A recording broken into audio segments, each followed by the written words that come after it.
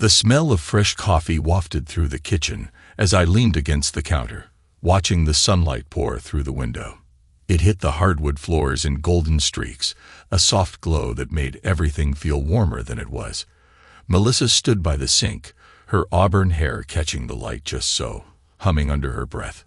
She wore that white sweater I liked, the one that always made her look effortlessly put together. Emily and Ryan were arguing over cereal again. Emily wanted the one with marshmallows. Ryan was determined to finish the box of flakes just to spite her.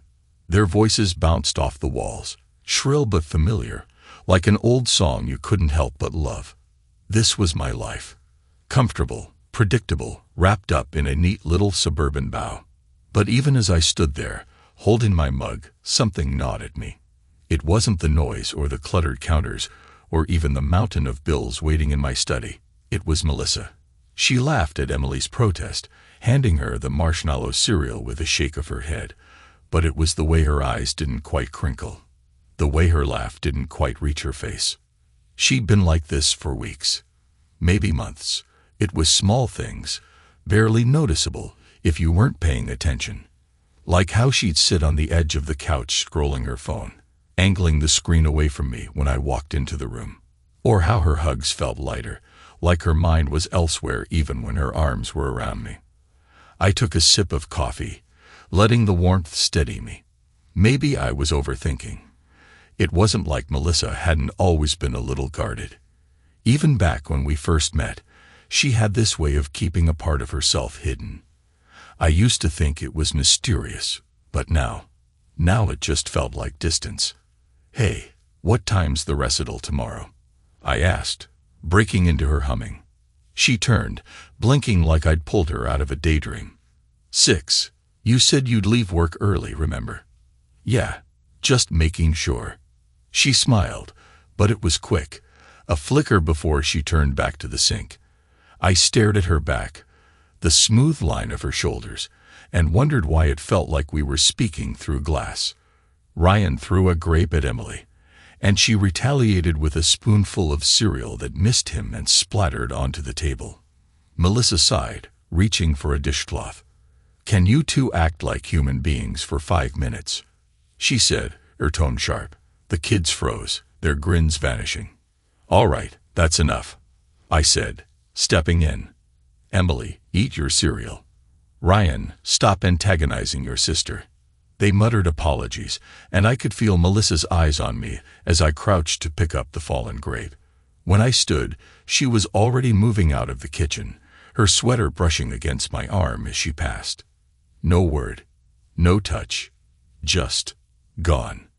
Later that night, I sat in my study, staring at an open folder of quarterly reports. The numbers blurred together, and I pinched the bridge of my nose, willing myself to focus. Work had always been my sanctuary. Numbers didn't lie. They didn't shift or waver or leave you guessing. But even now, the weight in my chest pulled my mind elsewhere. On the desk sat a framed photo of us. Me, Melissa, Emily, and Ryan. Taken 3 years ago, at a park downtown. I remembered that day like it was yesterday. Emily had insisted on wearing a princess dress, and Ryan had refused to smile unless I promised him ice cream after. Melissa stood between them, her arm looped through mine, her smile real, her laugh easy. I picked up the frame, running my thumb over the glass. I wondered how we'd gotten from there to this. A knock on the door broke my thoughts. Melissa poked her head in, her expression soft, tentative. "Coming to bed?" "Soon," I said, setting the photo down. She nodded and lingered for a moment before disappearing down the hall. The quiet settled in again. I stared at the reports, but the numbers didn't seem to matter anymore.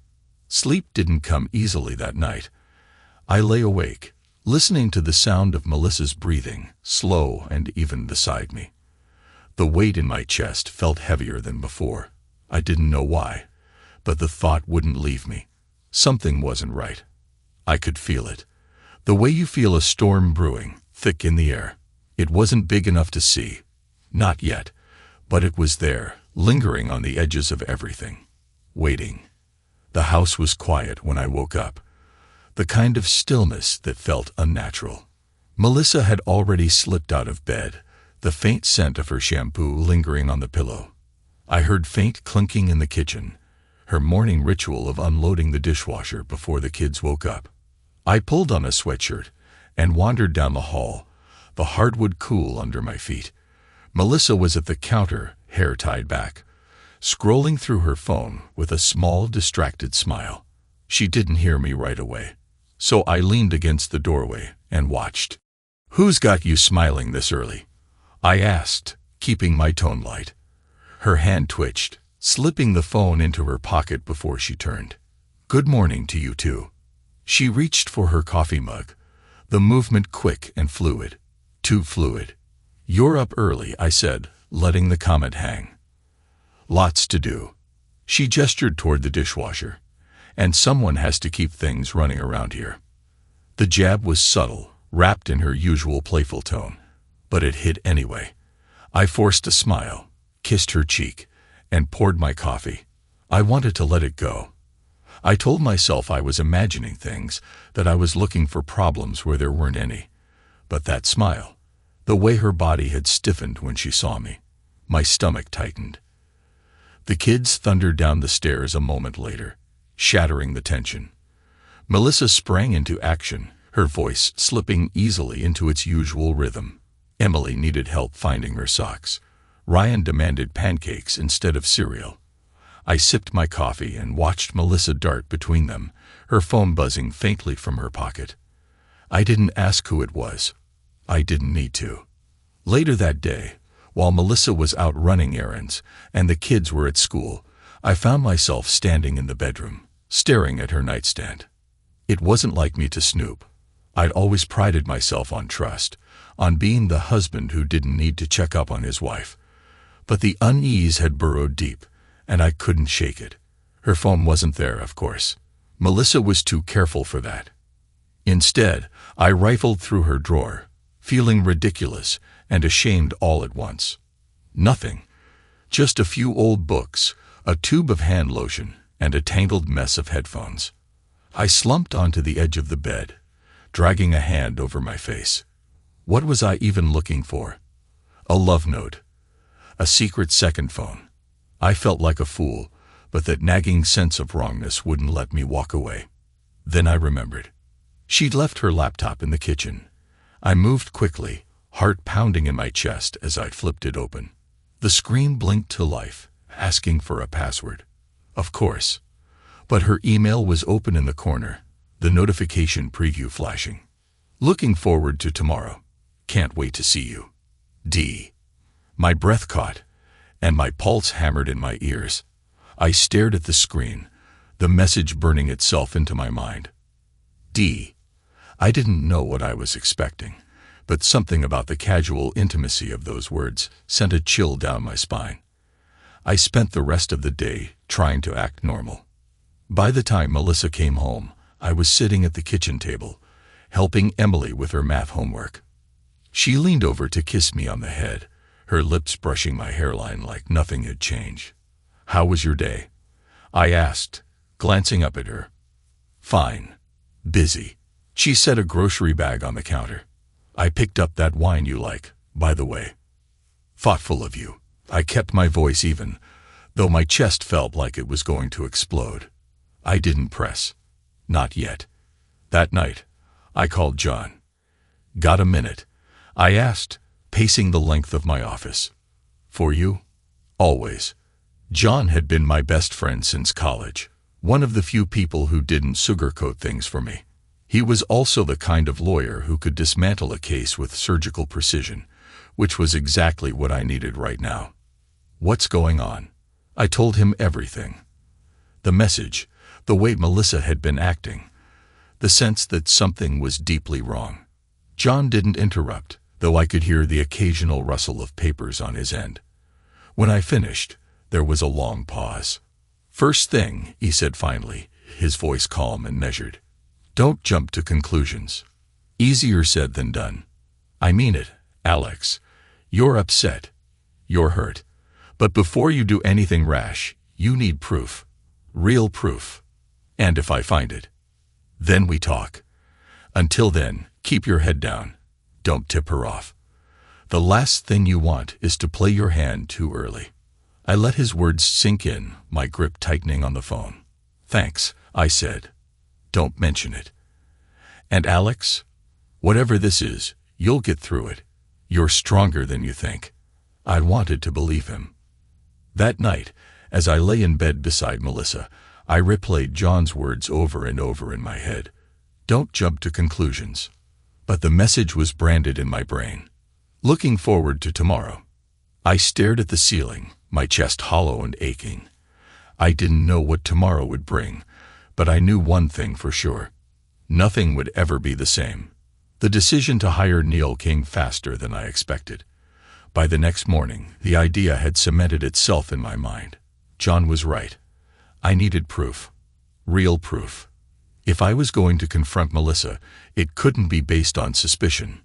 Neil was a private investigator John had mentioned before. Discreet, thorough, and a bit expensive, John had said. At this point, I didn't care about the cost. I just needed answers. I called Neil from my office during my lunch break. His voice was low and no nonsense, the kind you'd expect from someone in his line of work. "Mr. Hall, I hear you're in need of my services." "That's right. What exactly are we dealing with here?" I hesitated, my fingers gripping the edge of my desk.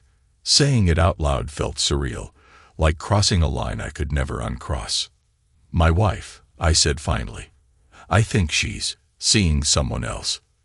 There was a pause on the other end. "All right. I'll need her details. Name, photo, places she frequents. Anything else you think might help." I swallowed hard. "I'll send everything over tonight." "Good. We'll talk once I have something." The call ended, leaving me staring at the blank screen of my phone. That evening, after Melissa had gone to bed, I sat at the kitchen table, gathering everything Neil might need. A recent photo of Melissa, addresses of her usual spots, the gym, the office, her favorite cafe.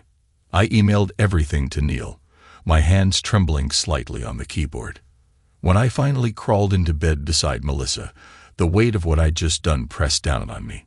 She was asleep, her breathing slow and steady, her face soft in the moonlight. For a brief moment, I wanted to wake her up and ask her. Just ask. Was there someone else? But I didn't. Instead, I turned onto my side, staring at the darkened wall until sleep finally claimed me. Neil worked fast. 3 days later, he sent me the first report. It came with photos. Melissa at a restaurant, her hand resting on the man's arm. The man's name was David. They were smiling, leaning in close as if the rest of the world didn't exist. My stomach twisted as I clicked through the pictures. There were more. Them walking out of the restaurant together, laughing as they stood by his car. Him opening the door for her, the gesture smooth and practiced. Neil included a summary, 2-hour dinner at Bellevue. Client's wife appeared comfortable and familiar with the subject. Physical contact noted. Physical contact. The words felt like a punch to the gut. I scrolled through the email again, my heart pounding. There was no mistaking it now. David wasn't just a coworker or a friend. He was something more. Neil's next report came a week later. More photos, more evidence. This time, they were at a park. Melissa was laughing at something David had said, her hand brushing against his arm as they walked. I couldn't stop staring at her face in the photos. She looked happy, lighter, carefree in a way I hadn't seen in years. When was the last time I made her laugh like that? The thought crept in before I could stop it, bitter and sharp. Neil's report also included background information on David. Wealthy, successful, the CEO of some marketing firm downtown. Married once but divorced years ago. No kids, no scandals, just a spotless, gleaming reputation. The kind of guy who had everything. By the time I finished reading, my hands were clenched into fists. That night, I sat in the living room long after Melissa had gone to bed. The house was quiet except for the faint hum of the fridge. I stared at the photos spread across the coffee table, each one driving the knife deeper. I didn't just feel betrayed. I felt erased, like my role in her life, in our family, had been nothing more than a placeholder until someone better came along. I picked up one of the photos, Melissa's smile staring back at me. The light in her eyes, the tilt of her head. I wanted to tear it in half. Instead, I set it down and grabbed my phone. "Neil," I said when he answered, "I need you to keep digging. Everything you can find on David." "You sure about that?" he asked. "What are you looking for?" "Leverage." Neil didn't ask questions. "You'll hear from me soon." I hung up and leaned back against the couch, the weight in my chest shifting into something darker.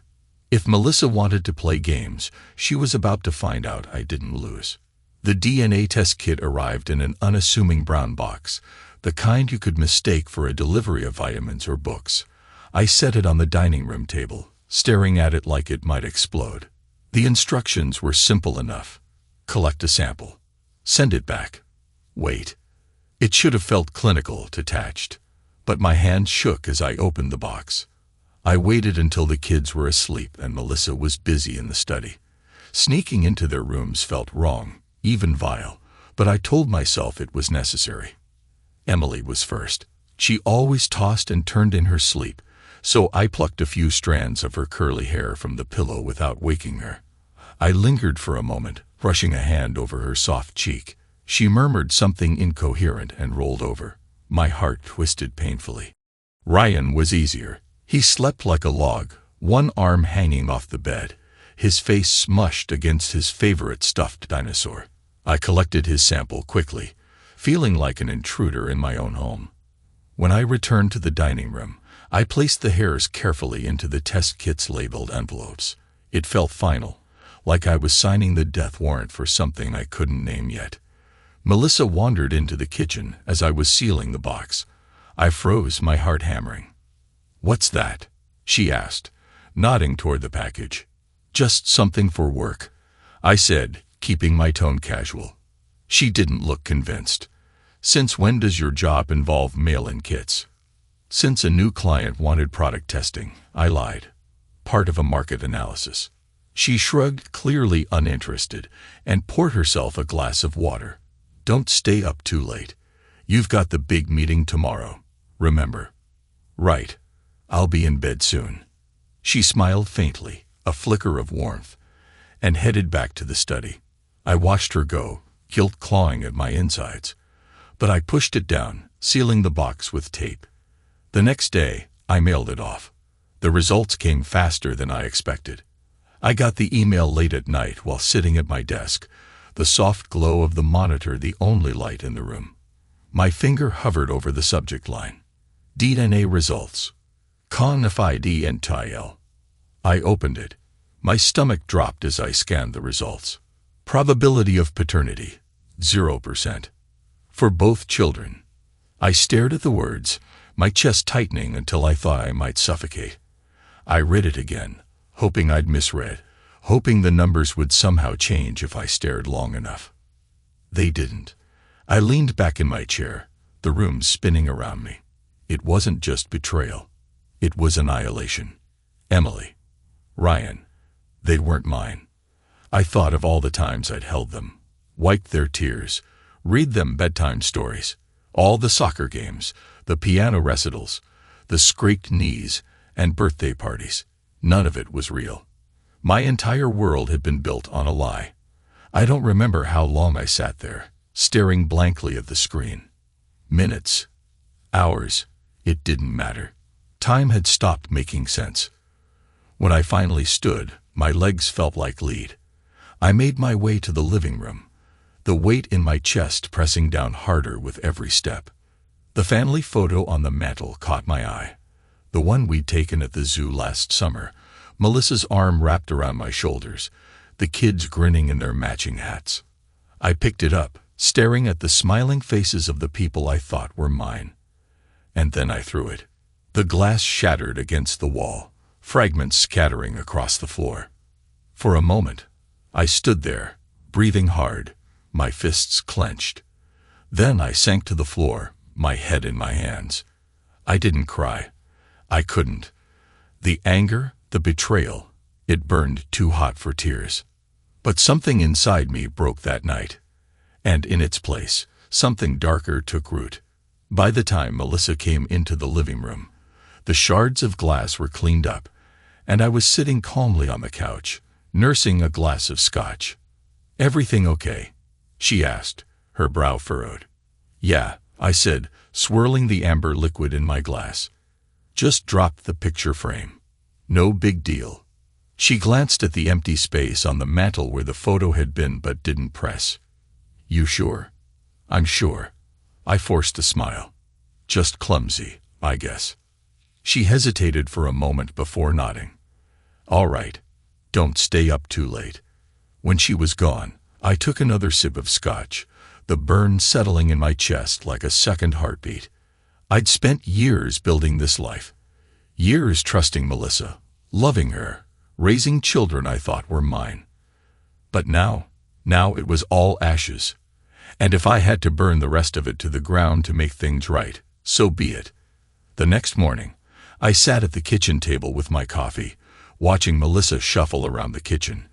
She moved with practiced ease, sliding toast onto plates and pouring juice into glasses, like nothing was wrong, like she wasn't hiding a world-ending secret. Ryan wandered in first, rubbing his eyes and clutching his stuffed dinosaur. He climbed into the chair across from me, yawning as Melissa slid a plate in front of him. "Morning, buddy," I said, my voice even. He mumbled something incomprehensible, already digging into his toast. Melissa handed me my breakfast with a fleeting smile before sitting down with her own. Emily joined us a moment later, her hair a wild mess from sleep. She complained about the lack of marshmallows in the cereal box, and Melissa laughed softly. I watched them, feeling like an outsider in my own family. They were all so natural, so comfortable. And me, I was playing a role. The doting father, the devoted husband. But every bite of toast felt like ash in my mouth. I forced myself to smile, to laugh at Ryan's terrible dinosaur jokes. Melissa glanced at me now and then, her expression unreadable. Did she suspect? Did she know I'd seen the truth? If she did, she gave no indication. I finished breakfast and kissed Emily and Ryan on the tops of their heads before heading to my office. My mind was already turning, mapping out the next steps. If Melissa had lied about the kids, what else was she hiding? I started small. In the days that followed, I kept a closer eye on everything. I reviewed our bank statements, checking for anything out of place. At first, it was the usual stuff. Groceries, utility bills, kids' expenses. But then I found it. Small charges at places Melissa didn't frequent. A boutique hotel downtown. A fancy wine bar. Not outrageous amounts, but enough to raise questions. I printed the statements and tucked them away in a drawer. Evidence. Next, I started taking inventory of her schedule. Melissa was always busy. Gym classes, work meetings, errands. But there were gaps.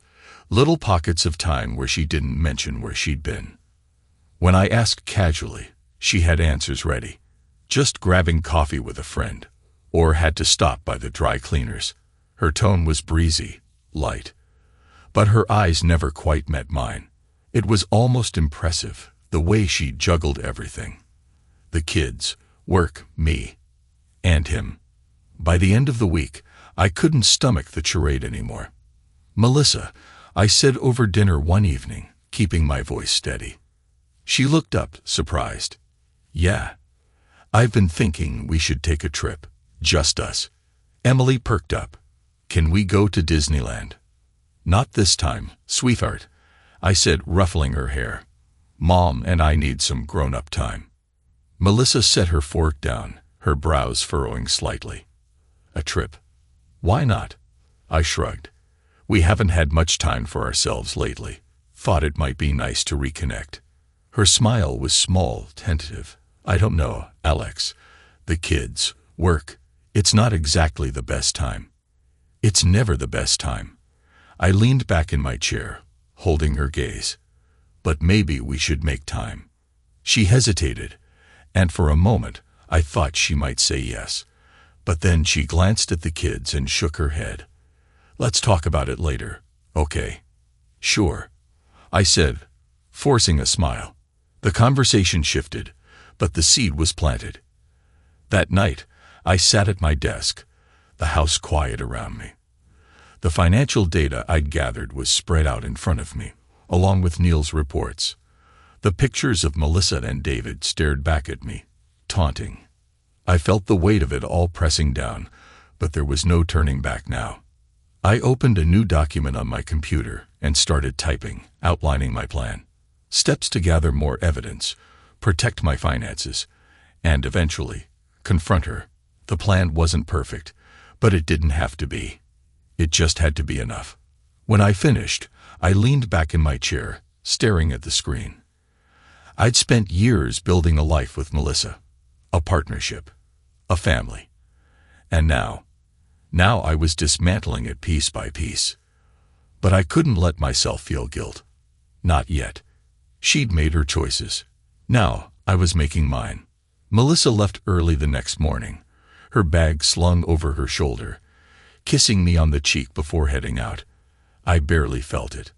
"Work meeting," she said, her tone casual.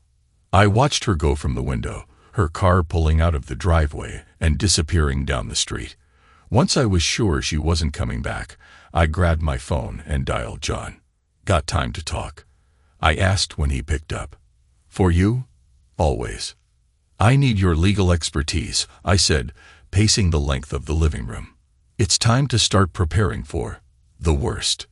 There was a pause, the kind where you could practically hear someone leaning forward in their chair. "What exactly are we talking about here?" "A divorce."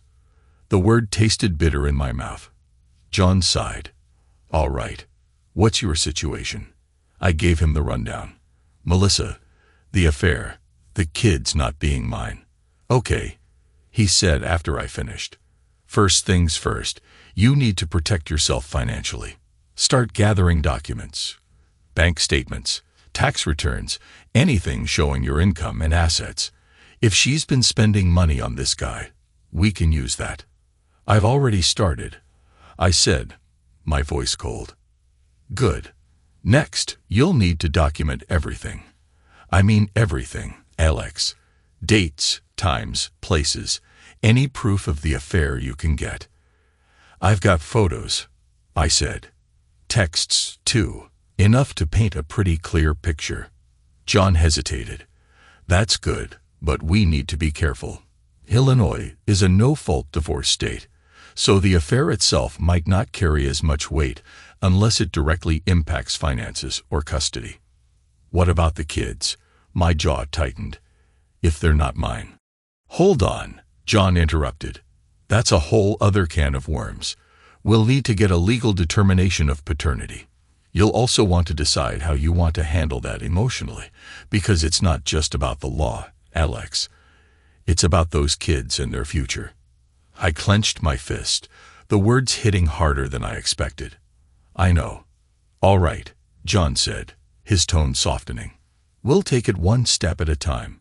When you're ready, come by my office, and we'll map this out properly." I thanked him and hung up, my chest tight. The next few days were a blur of preparation. I spent every free moment combing through our finances, building a file thick enough to crush anyone who tried to challenge me. I found more hidden charges, gifts, hotel stays, even a spa day. Melissa had been careful, but not careful enough. Meanwhile, I kept up the act at home. I laughed with the kids, asked Melissa about her day, and played the devoted husband. But inside, I was simmering. Melissa, for her part, seemed oblivious. If she suspected anything, she didn't show it. She still kissed me goodnight, still chatted about mundane things like the weather and the kids' homework. It was almost insulting how easily she slipped into her role. One evening, I found myself in the kids' room, tucking them into bed. "Daddy," Emily said, her voice sleepy but curious, "can we go to the zoo again soon? Like last year?" I hesitated, the memory of that day flashing in my mind. "We'll see," I said, brushing a strand of hair from her face. Ryan yawned, clutching his dinosaur. Can we get ice cream after? Like last time? Maybe, I said, forcing a smile. Their innocence gutted me. They didn't know. They couldn't know. To them, I was still Dad. As I turned off the light and closed the door, I leaned against the wall, staring at the darkened hallway. For all my planning, for all my anger, one question kept circling back in my mind. What happens to them when this is over? The next morning, I met John in his office. Here's what we're working with, I said, sliding the folder across his desk. John opened it, his eyes scanning the contents. You weren't kidding. This is solid. It's a start, I said. What's next? Well, John said, closing the folder. Now we make sure you don't lose your shirt in the process. That means dividing assets strategically and ensuring you're not on the hook for child support. Can I fight that? With the DNA results, absolutely. But you'll need to officially establish non-paternity in court. And if I don't want custody? The words felt heavy, but I forced them out. That's your call, John said, his tone careful. But be prepared for fallout. The kids might not be yours biologically, but you've been their father for years. The court will take that into account. I nodded, my jaw tight. John leaned back in his chair, studying me. Alex, I know you're angry, and you have every right to be. But this isn't just about winning. It's about coming out of this with your integrity intact. Don't let her choices destroy who you are. His words lingered long after I left the office. That night, I sat in the darkened living room, a glass of scotch in my hand. The house was quiet, the kids asleep, Melissa working late again. The folder John had given me sat on the coffee table, a stark reminder of what was coming. I wasn't just planning an exit anymore. I was preparing for war. The idea to target David came as I stared at the ceiling that night, Melissa breathing softly beside me. My anger had settled into something colder, sharper. If Melissa thought she could walk away from this unscathed, she was wrong.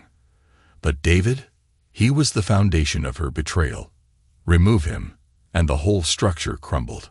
By the next morning, I was on the phone with Neil. I need you to shift focus, I said, pacing my office. To what? Neil sounded curious but unbothered, like dismantling lives was just another Tuesday. David. I need everything on him. Where he goes, who he meets, and, I hesitated, anything that could damage him. Neil's voice sharpened. You want me to dig into his business? Yes. Start with the surface and work deeper. I want weaknesses, cracks, something I can use. There was a pause, then a short laugh. You're not playing around, are you? No, I said flatly. And I'm willing to pay for precision. You'll hear from me soon. Neil moved fast. Within 3 days, he called back with a preliminary report. Your guy's clean on the surface, he said, his voice low. But dig a little deeper, and things start getting murky. Couple of questionable deals. He's got contracts with companies that don't exactly scream above board. Offshore accounts tied to shell companies. Nothing concrete yet, but it smells bad. And his personal life. Divorced. No kids. Keeps a low profile, but he's been linked to a few women in the past. Nothing scandalous, though. Your wife seems to be his main focus these days. The words stung more than I cared to admit. I swallowed hard. Keep digging. I want specifics, something I can use to sink him. Understood. I hung up, my heart pounding. David wasn't untouchable. Over the next week, Neil's reports started to paint a clearer picture. David had built his empire on charm and confidence, but behind the polished exterior were shaky foundations. There were whispers of tax evasion, inflated earnings reports, and questionable loans. He wasn't just a businessman. He was a gambler, stacking the deck in his favor and praying no one noticed. I couldn't help but feel a grim satisfaction. The man Melissa had risked everything for wasn't the paragon of success he seemed to be. He was a fraud. One evening, I found myself staring at a photo Neil had sent. David, sitting at a corner table in a sleek restaurant, his hand resting casually on Melissa's. They looked happy, like a couple in a glossy magazine spread. My fist tightened around the edge of the paper. It wasn't just about Melissa anymore. It was about taking back control. Showing her, and him, that I wasn't a man to be trifled with. I opened my laptop and started drafting an anonymous email. I addressed it to a competitor Neil had flagged in his report, a rival CEO who'd been circling David's business like a shark smelling blood. The email was simple, a tip-off about discrepancies in David's earnings reports, with just enough detail to pique their interest. I hit send and leaned back in my chair, the beginnings of a plan forming in my mind. If David's business was already unstable, I'd be the one to tip it over the edge. The next morning, Neil called again. "I've got something you're gonna like." Go on. One of David's contracts is with a company tied to an IRS investigation. Tax fraud, money laundering, the whole 9 yards. If someone were to let the right people know, it could open up a whole can of worms. Are you saying what I think you're saying? Neil chuckled. I'm saying you've got leverage. How you use it is up to you. I thanked him and hung up, the pieces clicking into place. Melissa had built her secret life on lies, but she didn't realize how fragile those lies were. And David, he'd made the mistake of thinking I'd sit quietly and take it. That evening, Melissa came home later than usual, her hair slightly mussed, her lipstick faded. She greeted me with a smile, oblivious to the storm brewing beneath my calm exterior. "Long day?" I asked, handing her a glass of wine. "You have no idea." She sank onto the couch, kicking off her heels. The office was a nightmare. Meetings back to back. I nodded, keeping my expression neutral. "At least you're home now." She sipped her wine, leaning back against the cushions. "Yeah, finally." I sat across from her, my own glass untouched. She didn't notice the way I studied her, the faint flicker of guilt that passed over her face when her phone buzzed. And she ignored it. Tomorrow, I'd call Neil and set the next phase into motion. David thought he was untouchable. He was about to learn otherwise. The next morning, I leaned against the kitchen counter, sipping my coffee as Melissa bustled around the house. She was distracted, her phone buzzing intermittently on the counter. Each time it lit up, she glanced at it, a faint smile tugging at her lips before she quickly silenced it. It didn't take a detective to know who was messaging her. "Big plans today?" I asked, keeping my tone casual. She paused, her hand hovering over a pile of mail. "Just the usual. Jim, a meeting at work. You?" "Same old," I said, hiding my smirk behind the rim of my coffee mug. Melissa was good at this. Smooth, confident, even affectionate when she needed to be. She kissed me on the cheek before grabbing her bag and heading out the door, waving to the kids as they ate their cereal. The moment her car pulled away, I grabbed my phone and dialed Neil. "She's headed out now," I said. "Stick close. I want to know exactly where she's going." Neil grunted his acknowledgement before hanging up. I knew he'd track her movements with the precision of a hawk. Today wasn't just about gathering evidence. It was about setting the stage. That afternoon, Neil sent me an update. "She met with him again," he said, his tone brisk. "They were at a cafe for about an hour. Didn't stay long this time. Looked more like a quick check-in." "Anything new?" I asked, pacing the living room. "Not much. Same body language. Close, familiar. They're careful not to cross any obvious lines in public." "Of course they are," I muttered. "But here's the kicker," Neil added. "After the cafe, she went to a bank downtown. Spent about 30 minutes there." My brow furrowed. "What kind of bank?" "Private. High-end. The kind that caters to people who need a little discretion." A cold knot formed in my stomach. Melissa had always handled the household finances, but a private bank. That was new. "Find out what you can," I said. Already on it. By the time Melissa came home that evening, I'd smoothed out the edges of my anger, burying it under a mask of calm. She breezed in, her hair slightly windswept, and set her bag down on the counter. "Busy day?" I asked, glancing up from my laptop. "Exhausting," she said with a sigh. The gym was packed, and work was just, ugh. She poured herself a glass of water, avoiding my gaze. I closed my laptop, standing and stretching. "You should have called me. I could have met you for lunch or something." She hesitated, her fingers tightening around the glass. "Oh, I didn't even think of it. I was so caught up in everything." I nodded, giving her a small smile. "Next time." Her shoulders relaxed, and she leaned against the counter, chatting about the kids' schedules and upcoming events. She was good at slipping back into the role of a devoted wife. But I noticed the cracks. The way she avoided direct eye contact. The slight edge to her laugh. She knew something was off. The next morning, Neil called with an update on the bank. "She's got a private account," he said. "Opened about 6 months ago. Small deposits at first, but they've been getting bigger lately. There's a pattern." "What kind of pattern?" "Looks like she's stashing money away. Quietly, but steadily. Almost like she's building a safety net." I clenched my jaw, the pieces falling into place. Melissa wasn't just cheating. She was preparing for an escape. Anything tying David to the account? "Not yet," Neil admitted. "But it's possible. She's careful, but there are ways to connect the dots if they're working together." "Keep digging," I said, my voice cold. "Will do."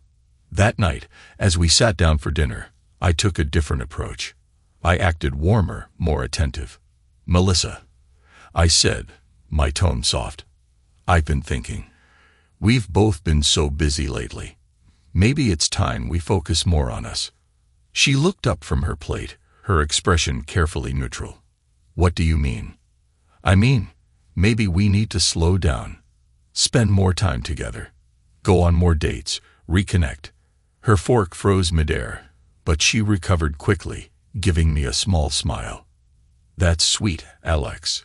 But with the kids, work, it's just hard to find the time." "We'll make the time," I said firmly. "Our marriage is worth it, isn't it?" She nodded, her smile tight. "Of course." Emily interrupted then, asking for more water, and the moment passed. But I saw it, the flicker of unease in Melissa's eyes. She knew I was watching her more closely. The following week, I started making my own moves. I reached out to some of David's competitors, introducing myself under the guise of a potential business partnership. Subtle questions about David's practices led to knowing looks and quiet exchanges. "He's good at what he does," one executive admitted, swirling his drink. "But he cuts corners. A lot of corners." Another rival smirked. "David's built on quicksand. You just need to know where to step." I listened, filing their words away. Nail's reports had given me leverage, but these conversations offered confirmation. David's empire wasn't as solid as it appeared. By the time I left the meeting, I had a new plan forming. Melissa thought she was clever, hiding money and meeting David in secret. But she didn't realize I was 2 steps ahead. And David, he was about to learn that building a house of cards makes you vulnerable to even the smallest gust of wind. The time for subtlety was over. Melissa's lies, David's smug confidence, they'd gone unchecked for too long. It was time to start taking pieces off the board. I began with David. One morning, as I sipped my coffee and pretended to scroll through the news, I crafted an anonymous email to the IRS. The subject line was simple: suspicious financial activity. Confidential tip. I attached the documents Neil had uncovered, contracts tied to shell companies, discrepancies in reported income. Just enough to make them curious, to make them dig. When I hit send, I felt a strange sense of calm. It was like watching the first domino fall. By midday, I was on the phone with Neil. I said, "Keep your ear to the ground. I want to know the second he feels the heat." Neil chuckled. "You've got it." The second move came later that evening. I reached out to one of David's competitors, the one who described his business as quicksand.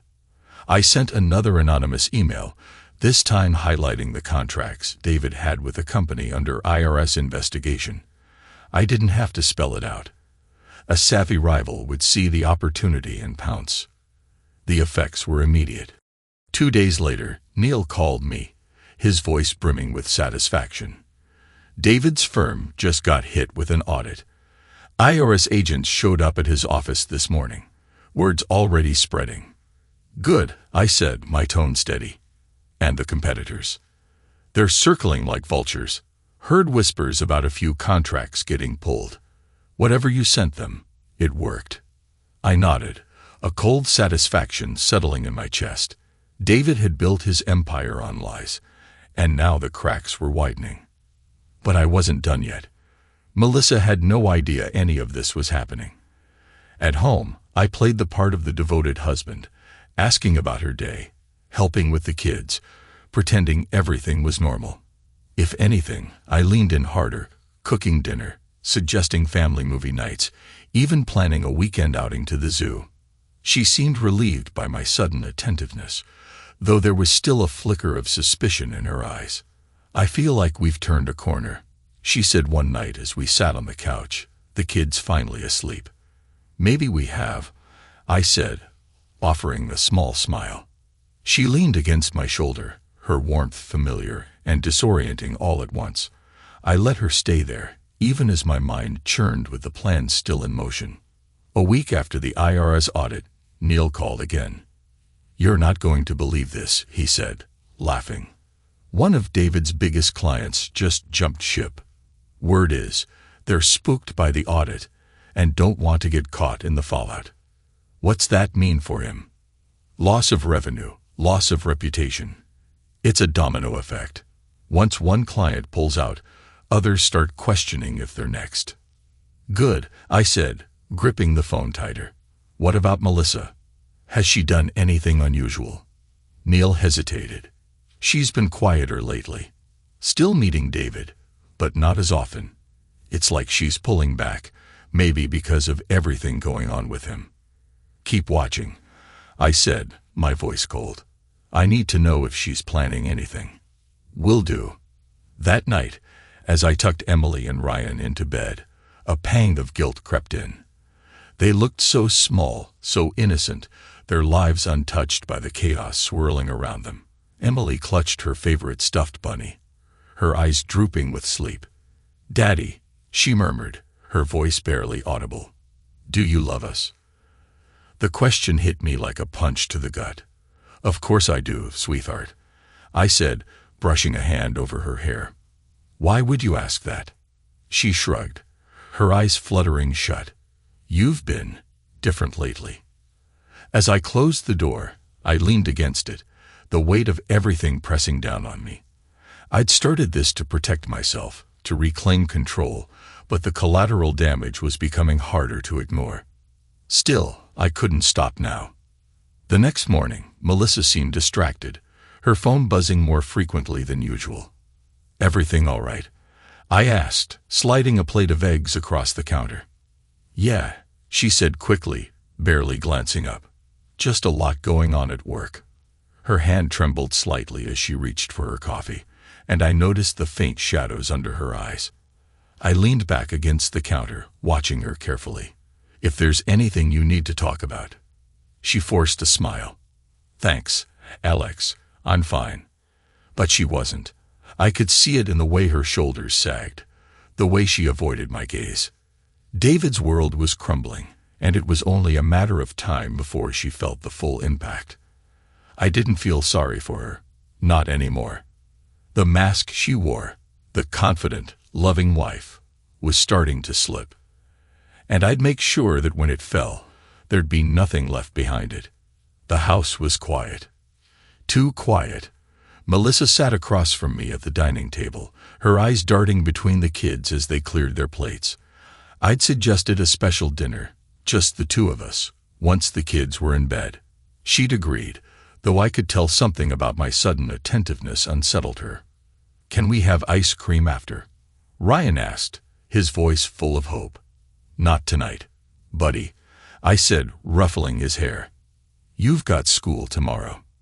Emily groaned dramatically, dragging herself toward the stairs. Fine, but only because I'm tired. Melissa smiled faintly as she watched them go. They're getting so big, she said, her voice soft.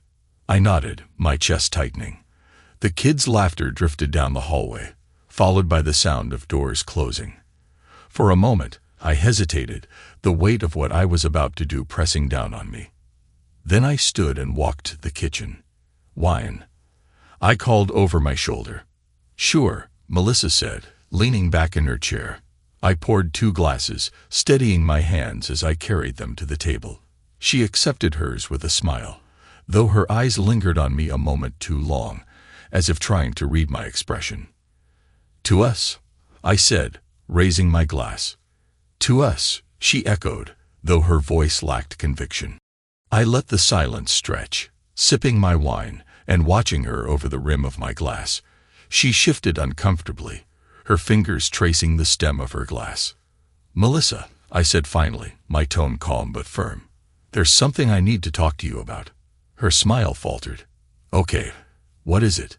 I leaned forward, resting my elbows on the table. I know. Her brow furrowed. Know what? About David, I said, the words sharp and cold. About the affair. About the lies. Her face drained of color. The glass in her hand trembled, and she set it down carefully, as if afraid it might shatter. Alex, I don't. Don't lie to me. I snapped, my voice rising. I've seen the photos. I've read the messages. I know everything. Her mouth opened and closed, but no words came out. And it gets worse, I continued, my voice cutting through the silence like a blade. I know the kids aren't mine. Her eyes widened, tears welling as she shook her head. Alex, I don't, I said, slamming my hand on the table. The wine glasses rattled, the sound echoing in the room. You don't get to explain. You don't get to twist this into something it's not. Tears spilled down her cheeks as she reached for me, her voice trembling. Please, let me. I trusted you, I said, my voice low and venomous. I built a life with you, gave you everything I had. And this is how you repay me. She broke then, sobbing into her hands. I didn't mean for it to happen, she choked out. It was a mistake. A mistake. I leaned back, crossing my arms. Years of lies, of betrayal. That's not a mistake, Melissa. That's a choice. She shook her head, her sobs racking her body. I love you, Alex. I never stopped loving you. Love. I laughed bitterly, the sound hollow. Is that what this is? Because it doesn't feel like love to me. Her cries quieted, and she wiped at her face, her voice barely above a whisper. What are you going to do? I stood, the chair scraping loudly against the floor. I'm filing for divorce, I said, my voice steady. And I'm taking everything I can. The house, the money. You'll get nothing from me. Her face crumpled. But I didn't stop. And the kids? She asked, her voice breaking. What about them? I hesitated, the question hanging heavy in the air. For a moment, I saw Emily and Ryan's faces, their laughter, their trust. They'll stay with you, I said finally, the words bitter on my tongue. But I won't be paying for children who aren't mine. Melissa's sobs started again, but I was already walking toward the door. I paused, my hand on the frame, and turned back to her. You made your choices, I said, my voice cold. Now you get to live with them. And with that, I left the room, her cries echoing behind me. The house felt quieter the next morning. Melissa moved around like a ghost, her eyes red and puffy from the night before. She barely spoke as she made breakfast for the kids, her movements mechanical. I watched her from the corner of the kitchen, my coffee cooling in my hands. Emily and Ryan didn't seem to notice. They chatted about a school project, arguing over who got to present first. Their innocence cut deeper than any argument Melissa and I could have. They had no idea their world was about to change forever. I'll drive them today, I said abruptly. Melissa flinched, as if I'd startled her. You don't have to. I want to. She nodded, her voice hollow. Okay. The kids cheered, oblivious to the tension crackling in the air. I ruffled Ryan's hair and kissed Emily's forehead before ushering them out the door. Melissa stayed behind, standing frozen in the kitchen. As I buckled the kids into the car, Emily asked, Daddy, is Mommy okay? She looked sad. I gripped the steering wheel tighter. She's just tired, sweetheart. Don't worry about it. Ryan piped up from the back. Are you two mad at each other? I forced a smile as I glanced at him in the rearview mirror. Sometimes grown-ups have disagreements, but it's nothing for you to worry about. They seemed satisfied with that, returning to their chatter about their school project. I focused on the road, my mind racing ahead to what the day would bring. After dropping them off, I drove to John's office. The receptionist barely glanced at me as I walked past her desk and into his room. He looked up from his laptop, a cup of coffee in one hand. You look like hell, he said, gesturing for me to sit. Thanks for the vote of confidence. I dropped into the chair across from him. It's done. She knows. John set his coffee down, his expression sobering. How'd she take it? Not well. I leaned back, running a hand over my face. She cried, begged, told me she still loves me. And what about you? How are you holding up? I hesitated, staring at the stack of papers on his desk. I don't know. Angry. Numb. Tired. All of it. John nodded, leaning forward.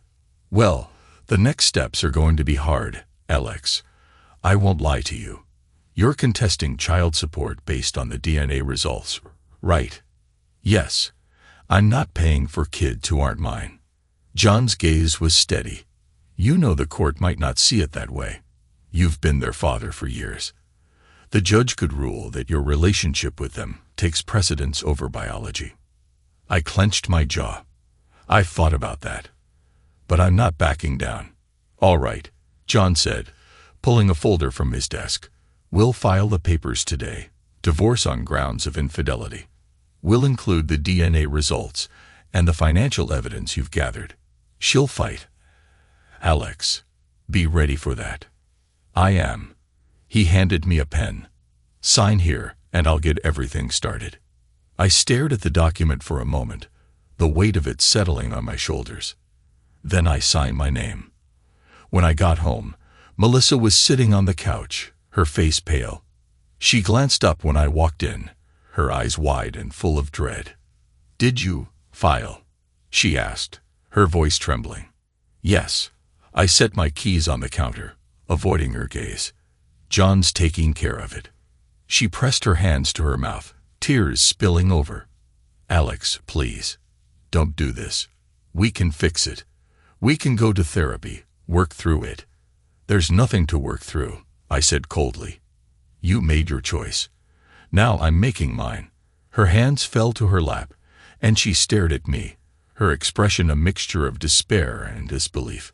What about the kids? What about us? I leaned against the counter, my arms crossed. The kids will stay with you. I'll still see them, but I won't be paying for children that aren't mine. As for us, there is no us, Melissa. Not anymore. She flinched like I'd struck her, her sobs quiet and broken. I felt a flicker of something. Regret, maybe, but I shoved it down. I turned and walked toward my office, shutting the door behind me. I needed to focus on the next steps. There was no room for pity now. Over the next few days, the fallout began. Melissa withdrew into herself, barely speaking except to the kids. I watched her closely, waiting for the fight I knew was coming. She wasn't the type to go down quietly. The kids sensed the tension, their questions growing more pointed. I deflected as best I could, but I knew it wouldn't hold forever. Meanwhile, I stayed in contact with John, monitoring the progress of the divorce proceedings. Every step felt like a battle, but I was determined to come out on top. David's troubles were mounting too. Neil informed me that 2 more of his clients had pulled out, spooked by the IRS audit and whispers of scandal. His business was teetering on the edge, and I couldn't help but feel a grim satisfaction.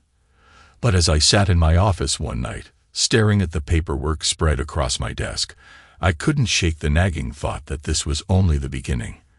The fallout wasn't over yet, and the storm was far from done raging.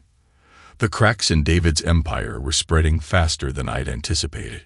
Neil called me that morning with the latest update, his voice brimming with amusement. "Your boy's having a rough week," he said. "The IRS audit. Turns out they found more than they expected. A couple of offshore accounts tied to unreported income. Nothing criminal yet, but enough to raise flags. His competitors are eating it up." I leaned back in my chair, staring out the window. And his clients, jumping ship left and right. He lost another big one yesterday. Word is, his biggest investor is considering pulling out. That got my attention. The investor, do we have a name? Yeah, Robert Kramer. Owns half the real estate downtown. The guy's a shark, and he doesn't like instability. I smirked. Let's make sure he doesn't like David anymore, either. Already ahead of you, Neil said. I've got a contact who can nudge Kramer in the right direction. I hung up, a sense of satisfaction settling over me. David was crumbling. And I wasn't done yet. That evening, Melissa sat at the dining table, absently stirring her tea. She hadn't looked me in the eye since the night of the confrontation.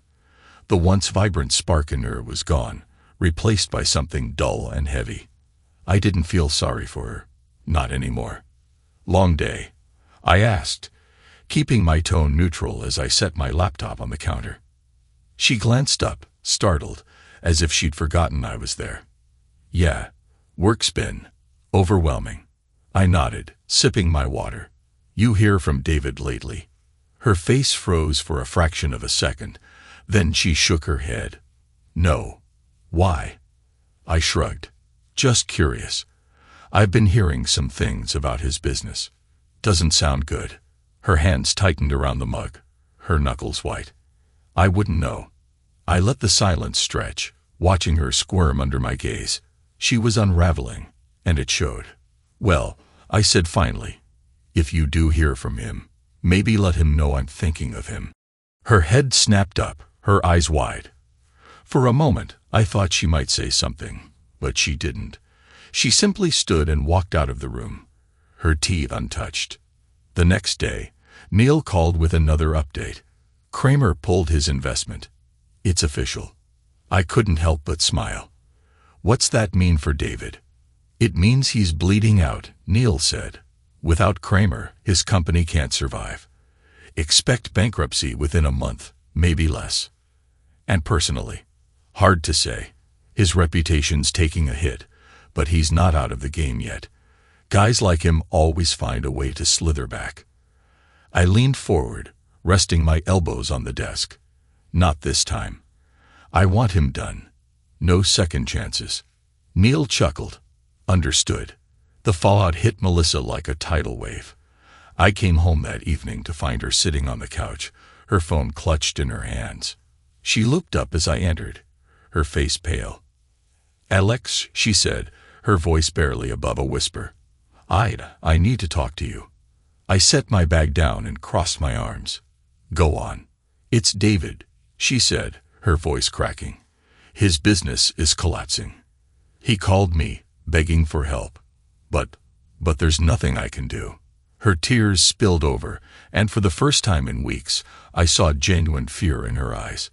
"What am I supposed to do?" "Everything's falling apart." I stared at her, my expression cold.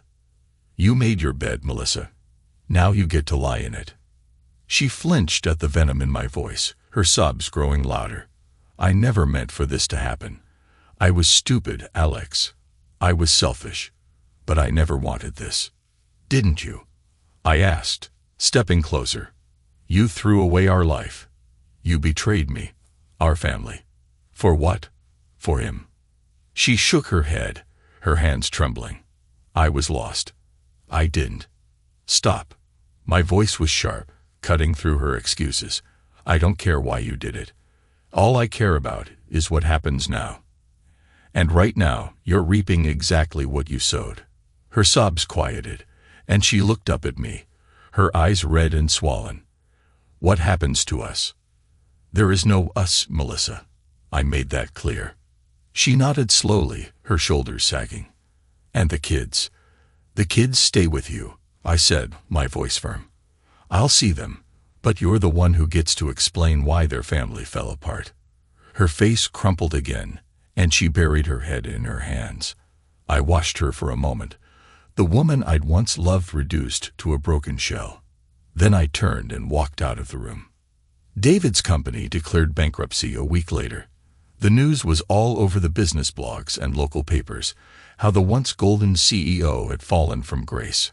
I read the headlines with grim satisfaction, my plans unfolding exactly as I'd intended. But as I sat in my office, the kids laughing faintly from the other room, a flicker of doubt crept in. I'd destroyed David, dismantled his empire piece by piece. Melissa's betrayal had been laid bare, yet the hollow ache in my chest remained. Revenge had been my purpose for so long, but now that it was within reach, I couldn't help but wonder, what came next? The house felt heavier with each passing day. Melissa moved through it like a ghost, her face pale, her words clipped and hollow. The kids were starting to notice, their questions becoming harder to dodge. I knew I couldn't stay much longer. By the end of the week, the papers were filed. The divorce was official, pending the court's decision on custody and child support. I'd taken steps to protect my finances, and John assured me I was in a strong position. Still, leaving the house, the kids, felt like a weight pressing on my chest. The day I moved out, it rained. Not the soft, cleansing kind, but a cold, relentless downpour that soaked me as I loaded the last of my boxes into the car. Melissa stood in the doorway, her arms wrapped tightly around herself, tears streaming silently down her face. She didn't say a word, and neither did I. Emily and Ryan clung to me as I said goodbye, their voices trembling. "Daddy, do you have to go?" Emily asked, her eyes wide and brimming with tears. I knelt in front of her, brushing a strand of hair from her face. "For now, sweetheart, but I'll see you all the time. I promise." Ryan sniffled, his dinosaur clutched tightly in his hands. "We'll miss you." "I'll miss you too," I said, my throat tight. "More than anything." When I finally pulled away from the curb, Melissa's figure blurred in the rearview mirror, her silhouette fading into the gray of the rain. The new apartment was small, a far cry from the suburban house I'd called home for years. But it was mine. The walls were bare, the furniture sparse, but it felt like a clean slate, a place to start over. I unpacked slowly, each item a reminder of the life I was leaving behind. A family photo went into a drawer, out of sight, but not quite out of mind. The kids' drawings, which I couldn't bear to leave behind, were pinned to the fridge. Little pieces of them, even here. That first night, I sat on the balcony with a glass of scotch, watching the city lights flicker in the distance. The rain had stopped, leaving the air cool and damp. For the first time in weeks, the silence felt less like a weight and more like a reprieve. I wasn't sure what came next, but I knew one thing. This was the beginning of something new. The following weekend, I had the kids for the first time. We spent the day at the zoo, just like they'd been asking for. Emily clung to my hand, pointing out every animal she thought was cute, while Ryan ran ahead, shouting about dinosaurs even when there were none in sight. It was the first time in a while I'd seen them laugh so freely, and for a few hours, I felt lighter too. "Your place is smaller than the old house," Emily said that evening as she helped me set up the futon for her and Ryan. "But it's nice. It feels cozy." "Yeah," Ryan chimed in, his dinosaur tucked under his arm. "And you have cool stuff. Like that balcony." I smiled, tucking the blanket around them. "I'm glad you like it. You guys can come here whenever you want." "Promise?" Emily asked, her voice soft. "Promise." As they drifted off to sleep, I sat nearby, watching them. For all the chaos and anger that had filled the past few weeks, They were still my anchor, my reason to keep moving forward. The next few weeks passed in a blur. Between work, the kids, and finalizing the divorce, I had little time to dwell on the past. Melissa and I communicated only when necessary, our conversations clipped and civil. She looked more tired each time I saw her, her once polished exterior cracking under the weight of everything she'd lost. Part of me wanted to feel sorry for her, but I couldn't. Not yet. One evening, as I walked through the neighborhood, I stopped by a small cafe on the corner. It was quiet, the kind of place you could lose yourself in for an hour or two. I ordered a coffee and sat by the window, watching the rain streak down the glass. That's when I noticed her. She was sitting a few tables away, a book in one hand, a steaming cup of tea in the other.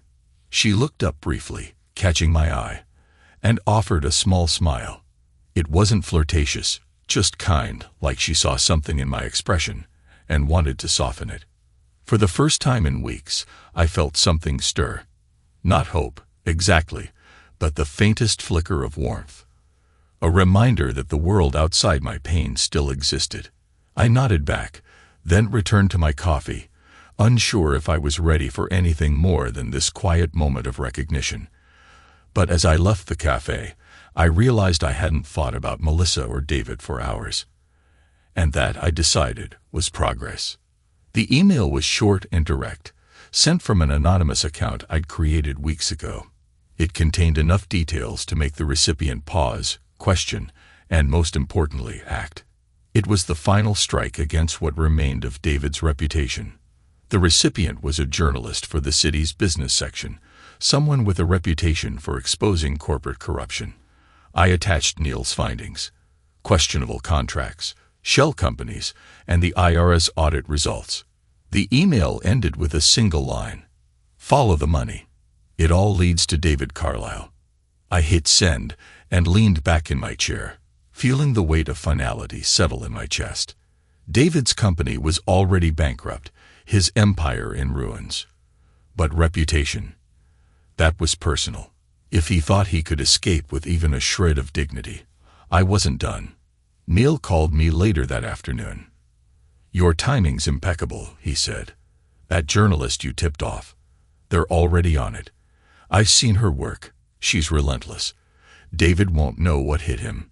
And his personal life? I asked, pacing the length of my office. Worse than we thought, Neil said. His bankruptcy has left him under investigation for mismanaging investor funds. His accounts are frozen, and he's scrambling to liquidate what little he has left to pay legal fees. Good, I said, my voice cold.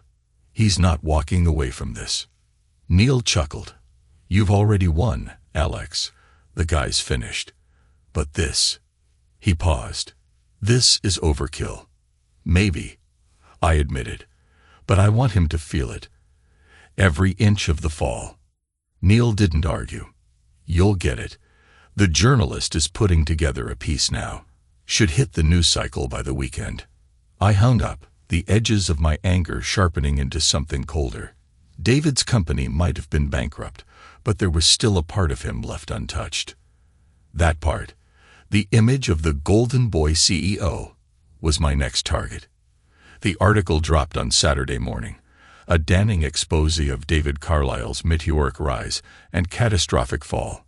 The journalist had dug deep, connecting every dot Neil and I had unearthed. Mismanagement of funds, questionable business practices, ties to IRS-audited companies. The headline said it all. David Carlisle, a legacy of lies. By noon, the story was trending, shared widely across social media, and picked up by other outlets. Former investors gave scathing interviews. Anonymous employees described a toxic workplace culture and underhanded dealings. David wasn't just a failed businessman now. He was a pariah. Melissa confronted me that evening. She stood in the doorway of my apartment, pale and trembling, her hands clenched into fists. Did you do this? She demanded, her voice shaking.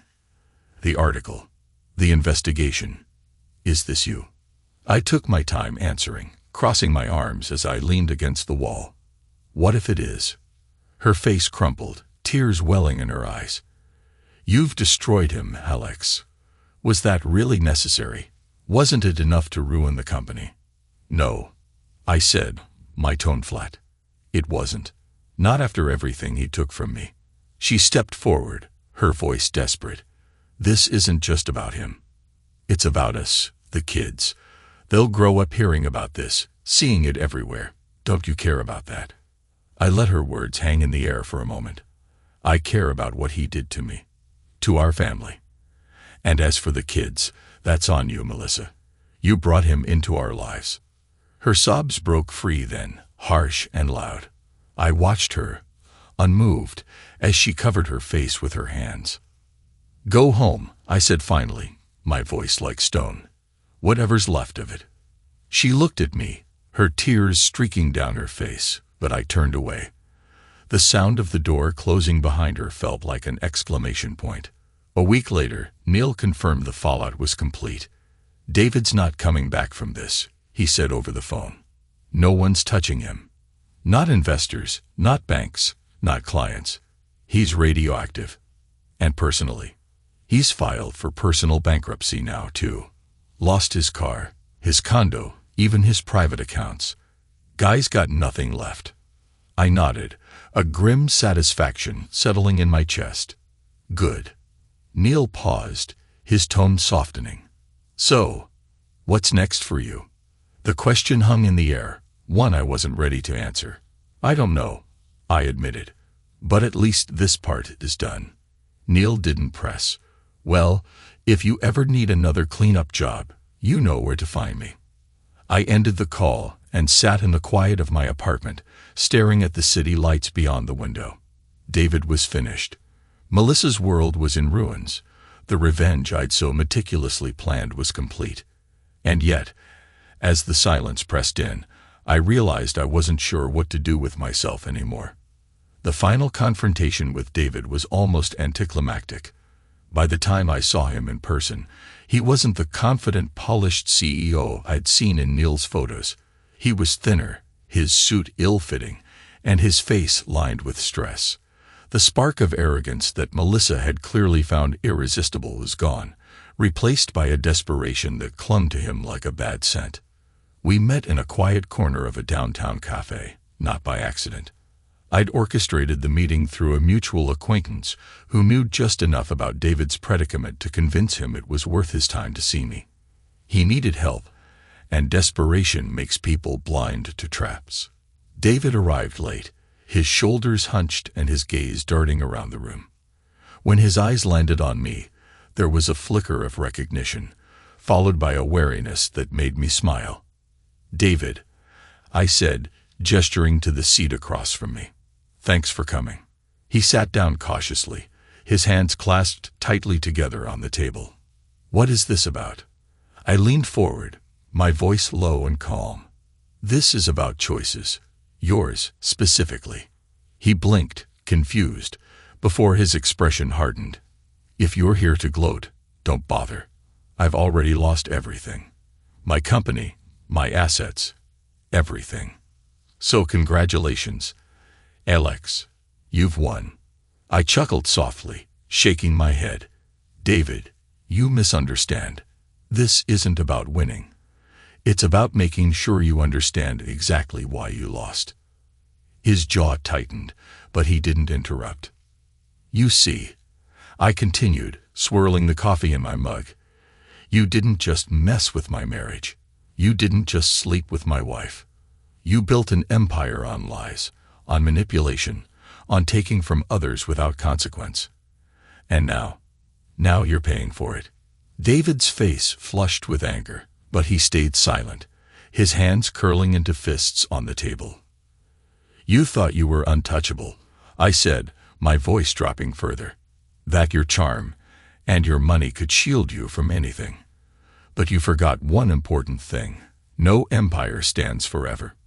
Not when it's built on sand. He finally spoke, his voice tight with anger.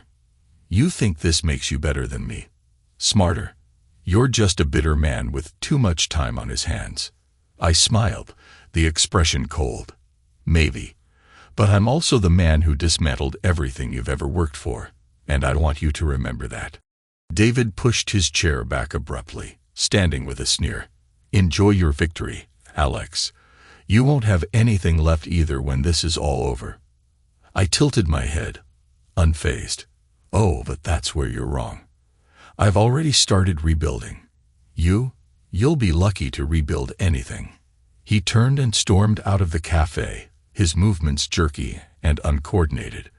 For a moment, I almost felt sorry for him. Almost. The court decision came a week later. I sat across from John in the courtroom, Melissa at the opposite table with her lawyer. She looked pale and tired, her hair pulled back in a severe bun that only made the hollowness in her face more obvious. She avoided my gaze, keeping her focus on the judge. When the verdict was delivered, I barely reacted, though my heart pounded in my chest. The court finds sufficient evidence to release Mr. Hall from child support obligations based on the DNA results provided. Custody of the children will remain with Mrs. Hall, with visitation rights granted to Mr. Hall as outlined. Melissa's lawyer stood, her voice sharp. "Your Honor, we'd like to contest the financial division of assets. My client believes. Your client's request is denied," the judge said firmly. "Mr. Hall's financial evidence is clear and compelling. The division of assets will remain as outlined." Melissa's head dropped, and I caught a faint, choked sob as the judge dismissed us. It was over. That night, I sat on my balcony, a glass of scotch in hand. The city lights stretched out before me, bright and unyielding. I'd destroyed David. I'd taken back control of my life. But the satisfaction I'd once thought would follow felt strangely hollow now. The anger was gone, leaving behind a void I wasn't sure how to fill. As I stared out at the city, I let the silence wash over me, the weight of the past weeks finally settling into place. It was over.